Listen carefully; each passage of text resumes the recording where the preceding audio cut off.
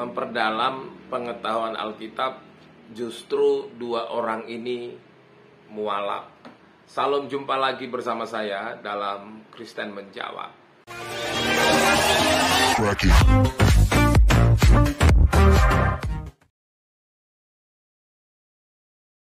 Pada saat gue lagi mempelajari atau gue memperdalam Alkitab, gue kayak nemuin segala sesuatu yang menurut gue cukup kontroversi dan adanya kontradiksi juga.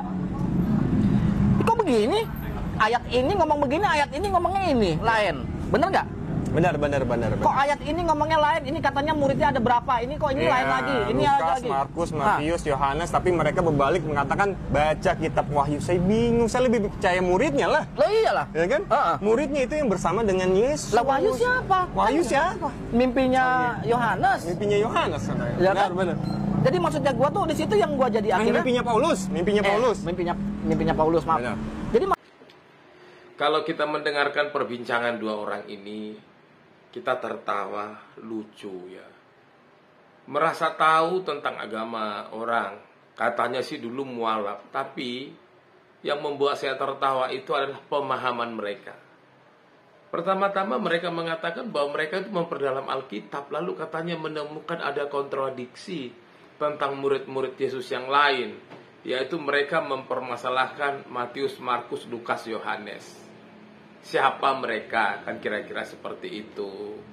Jadi begini, saya harus beritahu kepada Anda, itulah sebabnya kalau baca Alkitab itu harus bacanya lengkap, yang benar-benar gitu ya. Jadi begini ya, Tuhan Yesus itu mempunyai 12 murid. Itu bisa Anda baca di Yohanes 1 ayat 35 sampai 51. Anda baca sendirilah supaya pengetahuannya jelas. Di situ dalam Yohanes 1 ayat 35 sampai 51 ini, itu adalah bagaimana Yesus itu memanggil 12 murid. 12 murid.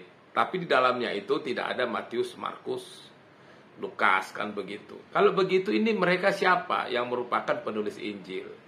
Mereka ini murid Yesus kah atau tidak? Jadi begini, selain 12 murid itu, Tuhan Yesus juga masih mempunyai murid-murid yang lain. Buktinya apa? Mari kita lihat di Kitab Lukas 10 ayat 1 sampai 12. Nanti baca juga supaya jelas.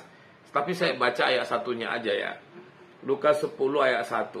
Kemudian daripada itu Tuhan menunjuk 70 murid yang lain, lalu mengutus mereka berdua-dua mendahuluinya ke setiap kota dan tempat yang hendak dikunjunginya.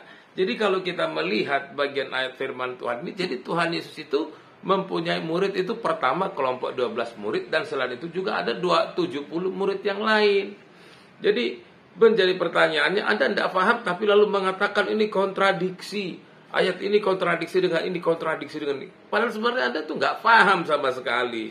Menjadi pertanyaan saya dari dulu itu adalah, apakah memang Anda ini benar-benar dulu orang Kristen? Kalaupun dulu orang Kristen yang seperti apa?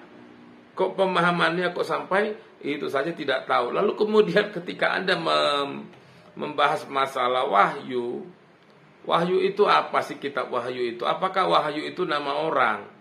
Tidak, wahyu itu adalah pewahyuan. Wahyu itu adalah wahyu yang didapat oleh Rasul Yohanes ketika dia menjalani pembuangan di Pulau Patmos. Jadi bukan penglihatan Paulus. Sejak kapan pula wahyu itu adalah penglihatan Paulus? Anda itu ngarang itu di situ itu.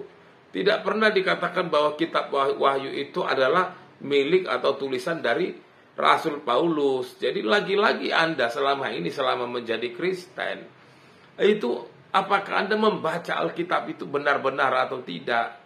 Atau kemudian sesudah Anda misalnya sekarang sudah tidak menjadi Kristen, lalu menebak-menebak, kan begitu. Akhirnya kan salah semua jadinya. Bilang kontradiksi padahal tidak memahami. Bilang ini bertentangan ini dengan ini, padahal Anda sendiri tidak pernah membaca Alkitab itu secara mendetail dan secara lengkap. Akhirnya Anda lupa teks, akhirnya kebingungan sendiri. Sudah kebingungan sendiri, akhirnya kayak orang linglung, tapi merasa ahli kitab agama orang lain. Karena itu lebih baik kita menjadi ahli kitab di agama kita sendiri daripada sibuk membicarakan kitab orang lain yang kita sendiri sebenarnya tidak paham. Salam, Tuhan Yesus memberkati.